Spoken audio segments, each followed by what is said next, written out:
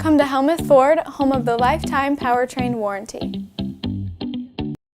Hi, this is Stacy from Shetler Insurance Services. Come see me on the east side of the square in Sigourney for all your insurance needs. Central Empire Wrestling presents Bridge City Slam 7, Saturday, September 6th at the Bridgeview Center in Ottumwa, Iowa. The Legends Fan Fest starts at 4 p.m. and the wrestling show at 7 p.m. Tickets start at $20 and you can get them at bridgeviewcenter.com. See such former WWE stars like The Godfather, Christy Hemme, Jacqueline Moore, and the Vaudevillains, plus current TNA stars Frankie Kazarian and Masha Slamovich, and many, many more. It's Bridge City Slam 7, Saturday, September 6th at the Bridgeview Center in Ottumwa, Iowa.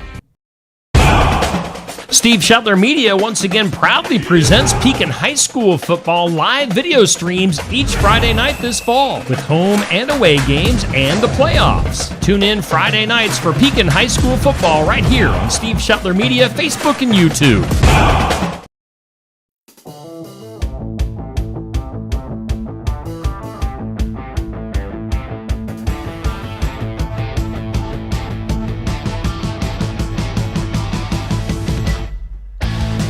Hey, oh, here we are. Let's go.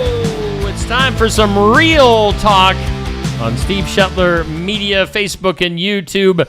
Pastor Aaron Fleming and myself hanging out with you on a Tuesday evening. Sometimes we're Tuesdays, sometimes we're Mondays. It just depends on the day, I guess. The situation. We like to remain mysterious. Yes. And which way do we go? Keep kind of some of that mystique. An aura of mystique surrounds this show.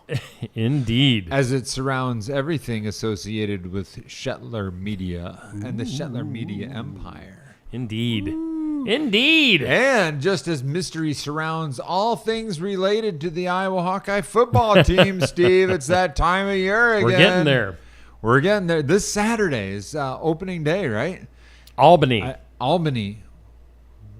The famous Albany Great Danes, I believe, is their mascot. You know more than me on that yesterday. One. Yeah. So we're scraping the bottom of the barrel to find somebody that we're pretty sure we can beat. I would assume so. I mean, it's opening week, so you always got to schedule the easy ones. Unless you're Iowa State, and I hope that I don't offend our listeners. I know we're kind of in Hawkeye country here, but ever since my oldest daughter went to Iowa State, I've kind of been a fan, and I kind of like this Matt Campbell guy, and I kind of like the idea of playing a marquee matchup in the first game of the season, taking down number 17. Yeah.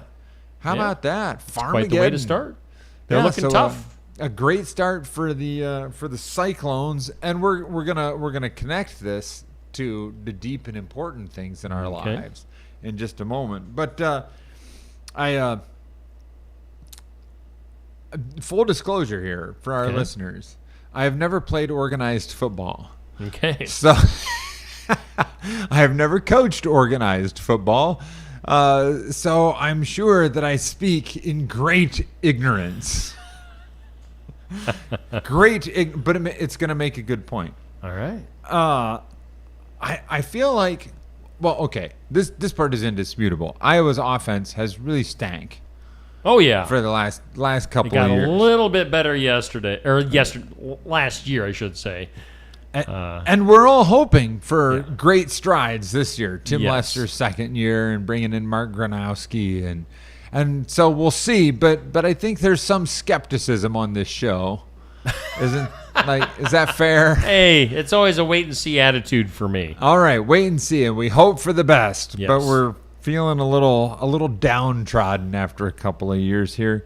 So this is my very unprofessional, grossly ignorant observation. And that is that I feel like the Hawkeyes are really married to a system. Oh yeah. Like there's an agenda.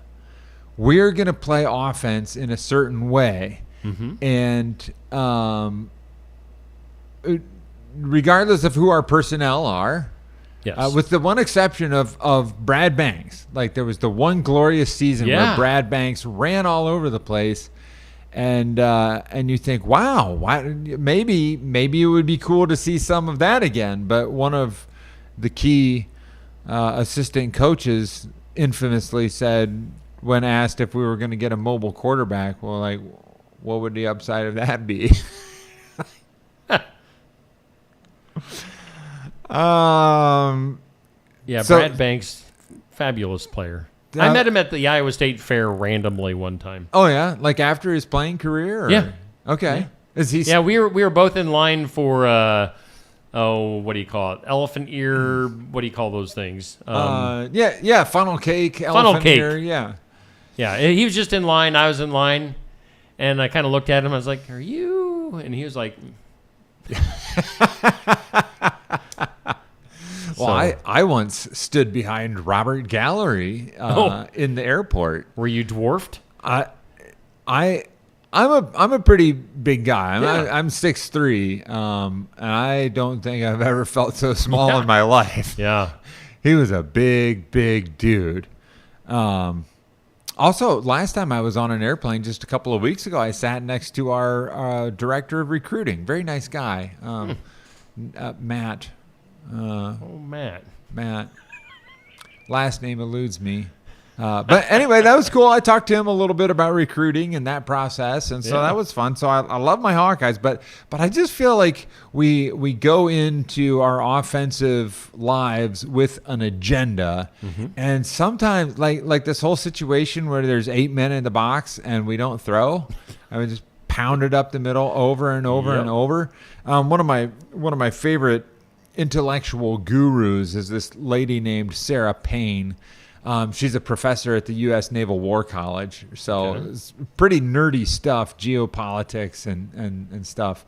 But she talks about countries that don't do diplomacy or don't pay attention to diplomacy and like find out information about the country that they might go to war with is like playing half-court tennis, where you hit the ball and then you don't pay attention to what's going on the other side of the net.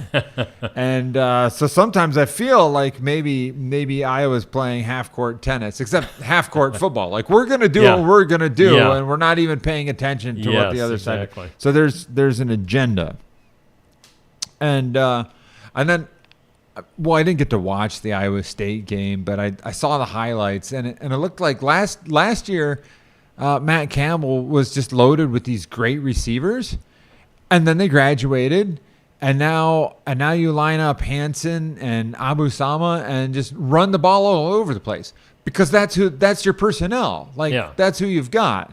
So I call it the difference between coaching players and coaching a system. Sure. And then if you're coaching a system, then if somebody doesn't fit into your system, well, too bad for them. You're not going to change for them just because they're a great running quarterback. What's the upside of that? We're running our system. So just some thoughts about football there, but this is going to connect to our lives, Steve. All right. Are you ready? Connect the dots. Connecting the dots. We've been talking about relationships at New Life Community Church almost always talking about relationships with God, relationships with people. It's what life is pretty much about. We're a church of many mottos, mostly because I get bored with mottos and then I want to move on. But one of my favorite mottos is God, friends, fun. Okay. Like, boil church down to that. If God isn't there, it's probably not even a church. If my friends aren't there, I don't want to be there either. And if we're not having fun, let's find another church. Unfortunately, I'm the pastor, so I can't just up and leave. I have to stick around and make it fun. And I think we do a pretty good job of that. Yeah.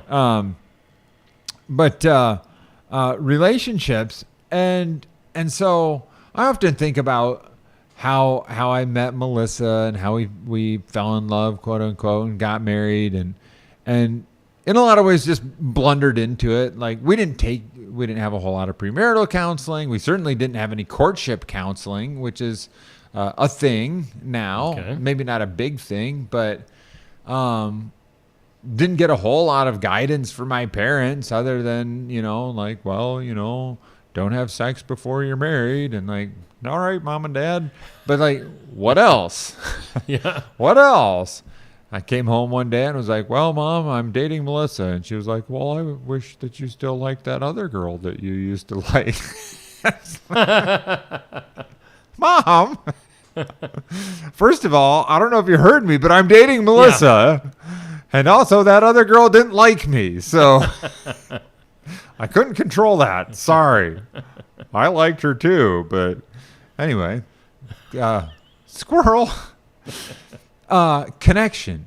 Goals. What's the goal? Like before you and Stacy got married, did anybody sit down with you and say, what's the goal of your marriage? I don't believe so. No, there was no goal setting. There was no goal setting. It was just kind of survival. Well, I like her and she seems to like me okay, and so I guess we're supposed to get married. Seems like the right thing to do. So most of us didn't think about that when we got married. But since then, hopefully we've gotten a little wiser, and I read a couple of books, and one thing that really jumped out at me was this idea of having a goal in relationships, and the goal being connecting and having like a deep, I mean, like some relationships aren't that deep, right? Like, you know, you say hi to a cashier at the grocery store or whatever, and you try to be polite and friendly but like, nice weather we're seeing. How about them hawks? How about them hawks? Yeah, thank you, please, those kinds of things. Yeah, you could be courteous and respectful, but like that's not going to be a deep connection, and that's okay. But with the people who are supposed to be a priority in our lives, maybe connection would be a good goal. And so I have two steps to connection, because what does that even mean, man? To connect. It sounds a little spacey, but it's not. And so one little relationship rule that has been super helpful for me, not perfect at it by any means, but just try this on for size. I am responsible to tell you what's going on inside of me.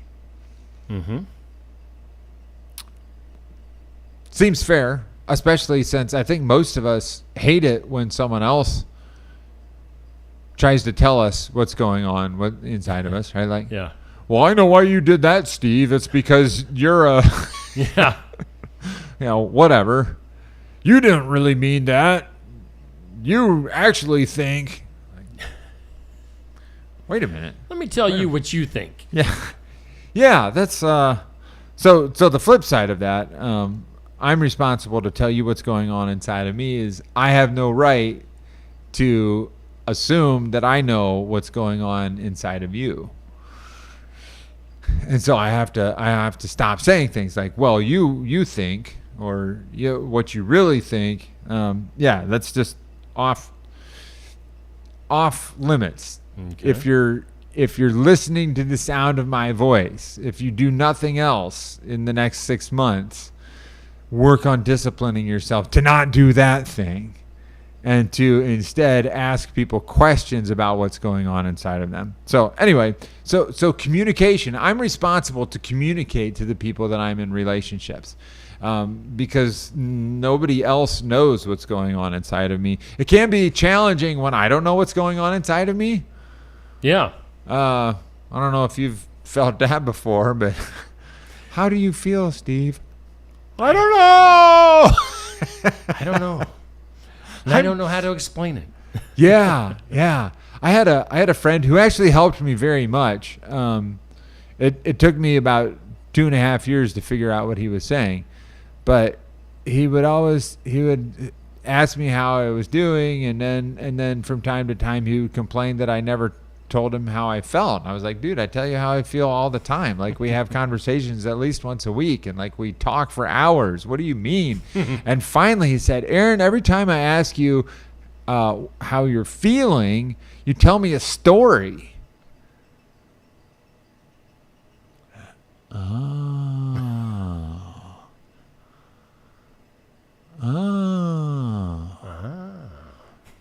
He was right. And then I realized I do that my wife all the time too. It's really hard for me to figure out what I'm feeling if I don't tell a story. Okay. So my friend wanted me to say, well, I feel really sad. Or I feel confused.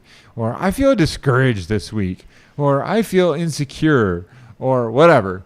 So instead of saying that, I would be like, well, it's like this one time when this one guy that I read about in this book was doing these things and nobody respected him and it's kind of like that. And he wanted more than that. So that's just something I'm working on over the years is figuring out what is going on inside of me and communicating that clearly. All right, so there's communication. That's one part of connection. But the other part is listening. And now we're going to come back. Now we're going to come back to Iowa football and playing half-court tennis or half-court football. There's communication where I'm talking, but if I just have an agenda, like I have a series of plays that I'm going to run, I have scripted. Regardless of what anybody else is doing? Yeah, I have scripted my conversations. Ooh, that's going to make me a terrible listener and probably make it very difficult for me to connect with other people and for other people to feel like they're connected with me. You know what I'm saying, man? Yeah. So I got a couple of Bible verses because I'm a pastor and I can't talk without throwing out some Bible verses, right? So Philippians chapter 2, verse 4 says, don't look out only to your own interests, but also look to the interests of others. And boy, that's simple and really good. Good for me to stop and think about when I go home and start having a conversation with the wife or the kids, or when I sit down at a restaurant with a friend or whatever, like, am I just there to spew my own thoughts and opinions, or am I there to really be interested in the other person? Mm-hmm. I'm kind of glad that I don't have elementary age kids anymore because they're often interested in things that I am not interested in at all. Yeah. And that was a challenging parenting stage for me. I think Melissa probably got us through that. But so yeah, Proverbs 2:4. Don't look out only for your own interests, but also look out for the interest of others. And then I summed up on my cell phone here. I summed up Proverbs chapter 20, verse 5, which reads like this: the purposes of a person's heart are deep waters, but one who has insight draws them out. So sometimes listening is a matter not just of laying down my own agenda, but being a person of insight and learning how to draw other people out. And I'm a talker, and I find that very challenging to draw other people out. Sometimes I sit with my pastor friends and I realize that I've been talking for half an hour because they're skillfully asking me all these pastoral questions, and then I feel like I'm losing. Like, oh, my friend Jake down in Texas, every time I get together with him, I'm like, dang it. All right, this time I'm going to ask him questions, and he's going to do all the talking. And half an hour later, I'm still talking. Yeah. Like, man, Jake is clearly a better pastor than me. But so, yeah, I think that's probably a good wrapping up point for this part of the conversation, Steve. But we'll be back next week with more Real Talk, where we talk about relationships. And the things we're talking about at New Life these days in our Sunday morning messages are relationships, finances, physical health. Our friend Jamie Clark is going to be doing a message on September 7th about physical health. And Jamie is... I don't want to call her a fitness nut because she's a very well-balanced, healthy person. She's not a nut, but she does have a deep interest in fitness, and she's does some fitness classes up at the YMCA, and she's done a lot of research into nutrition. And so one interesting thing she does is she She buys whole grain wheat and then has a wheat grinder and grinds it herself and makes bread and usually makes sourdough bread because the enzymes are good for your intestinal health and stuff like that. So Jamie's a person who's really passionate about physical health and has done some stuff. She's not just talking, she's actually done some stuff. So those are kind of some of the topics for our messages, but we keep our motto front and center: God, friends, fun, and meet at 10 o'clock on Sunday mornings at 257 8th Avenue in downtown Wellman. And if you're out there and you don't have a church family, I hope you'll come by and visit us sometime soon. All right, and we thank New Life for being our sponsor of this particular program, Real Talk with Aaron and Steve. Yeah, we'll wrap it up for this time, and we'll be back next Monday for more Real Talk here on Steve Shetler Media. Okie dokie.